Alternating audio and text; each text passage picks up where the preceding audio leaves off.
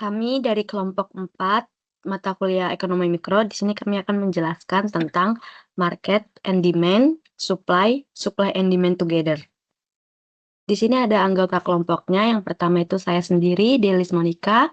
Dan yang kedua itu ada Jessica, yang ketiga itu ada Pauline, dan yang keempat itu ada Jili, dan yang terakhir itu ada Golda. Di sini ada penjelasan tentang pasar dan persaingan. Apa itu pasar? Pasar adalah tempat interaksi pembeli dan penjual suatu barang atau jasa. Contoh pasar terorganisasi yaitu pasar komoditas atau petani bertemu dengan pembeli di lokasi tertentu dengan harga yang ditentukan. Contoh pasar tidak terorganisasi yaitu penjual es krim di kota, di mana pembeli memilih sesuai dengan preferensinya.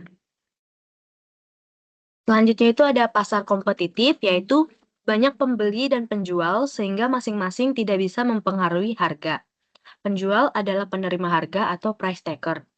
Pasar persaingan sempurna yaitu barang yang dijual dengan identik. Banyak pembeli dan penjual sehingga harga ditentukan oleh pasar. Selanjutnya itu ada ciri-ciri pasar persaingan sempurna. Yang pertama itu ada barang yang ditawarkan identik, dan yang kedua itu pembeli dan penjual banyak sehingga tidak bisa mengontrol harga, karena pembeli dan penjual di pasar persaingan sempurna harus menerima harga yang ditentukan oleh pasar. Mereka dikatakan penerima harga pada harga pasar, pembeli dapat membeli sebanyak yang mereka inginkan, dan penjual juga dapat menjual sebanyak yang mereka inginkan.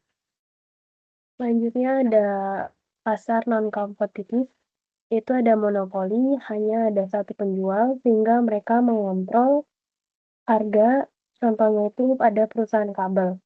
Meskipun ada berbagai jenis pasar yang kita tentukan di dunia, menganggap persaingan sempurna adalah penyederhanaan yang berguna dan oleh karena itu merupakan tempat yang wajar untuk memulai. Pasar persaingan sempurna adalah pasar yang paling mudah dianalisis karena setiap orang yang berpartisipasi di pasar menerima harga sebagaimana yang ditetapkan oleh kondisi pasar. Selain itu, karena beberapa tingkat persaingan hadir di sebagian besar pasar, banyak pelajaran yang kita pelajari dengan mempelajari penawaran dan permintaan dalam persaingan sempurna juga berlaku di pasar yang lebih rumit. Selanjutnya itu ada permintaan atau demand.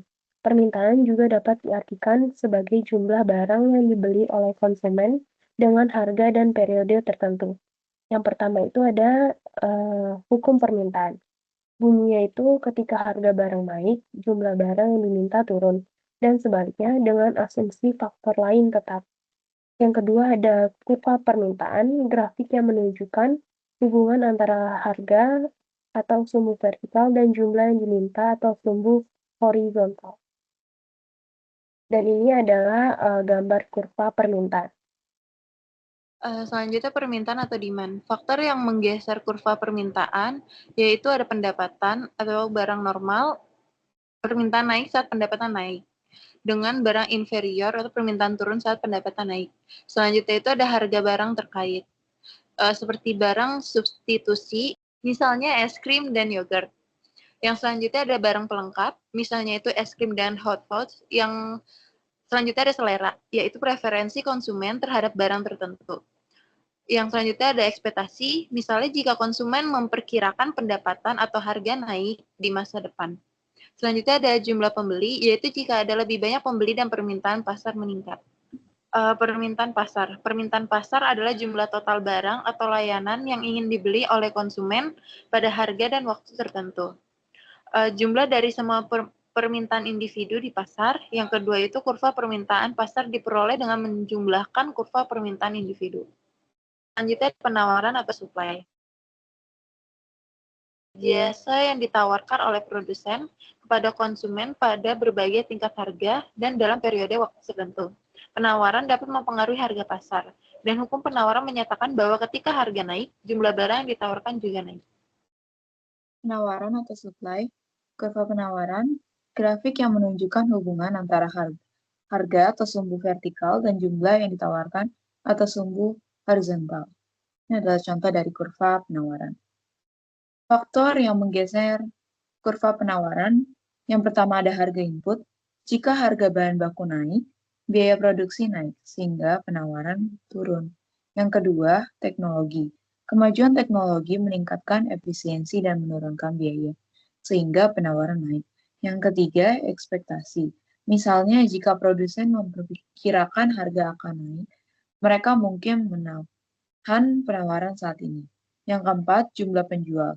Lebih banyak penjual meningkatkan total penawaran pasar. Penawaran pasar.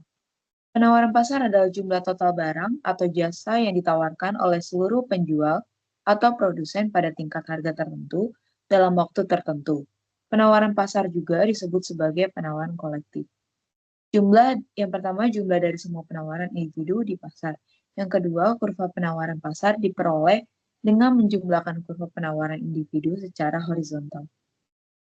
Selanjutnya saya akan menjelaskan mengenai supply and demand divider. Permintaan dan penawaran yang sering bertemu dan mencapai keseimbangan disebut sebagai equilibrium. Pada titik ini, harga produk atau jasa sudah stabil dan tidak ada dorongan untuk naik ataupun turun. Permintaan dan penawaran adalah dua hal yang saling berhubungan dan saling berkebalikan. Keduanya saling memengaruhi dalam setiap transaksi atau kegiatan ekonomi. Hubungan antara permintaan dan penawaran dijelaskan dengan permintaan dan penawaran. Yang pertama ada keseimbangan pasar atau market equilibrium, yaitu titik di mana kurva penawaran dan keseimbangan. Yang kedua harga keseimbangan, yaitu harga di mana jumlah barang yang ditawarkan sama dengan jumlah barang yang diminta. Selanjutnya ada kuantitas keseimbangan, yaitu jumlah barang yang diperdagangkan pada harga keseimbangan. Yang kedua ada ketidakseimbangan pasar, yaitu surplus atau kelebihan pasokan, yaitu terjadi ketika harga lebih besar dari harga keseimbangan. Solusinya yaitu harga cenderung turun untuk mendukung permintaan dan mengurangi penawaran. Selanjutnya ada kekurangan atau kelebihan permintaan, yaitu terjadi ketika harga lebih kecil dari harga keseimbangan. Solusinya yaitu harga cenderung naik untuk mengurangi permintaan dan mendapatkan penawaran. Selanjutnya yang ketiga ada penyesuaian harga, yaitu pasar secara alami menyesuaikan harga hingga mencapai keseimbangan. Selanjutnya ada kesimpulan. Pasar kompetitif menjadi tempat yang ideal untuk menganalisis interaksi penawaran dan keseimbangan harga dan kuantitas dicapai melalui dinamika antara pembeli dan penjual.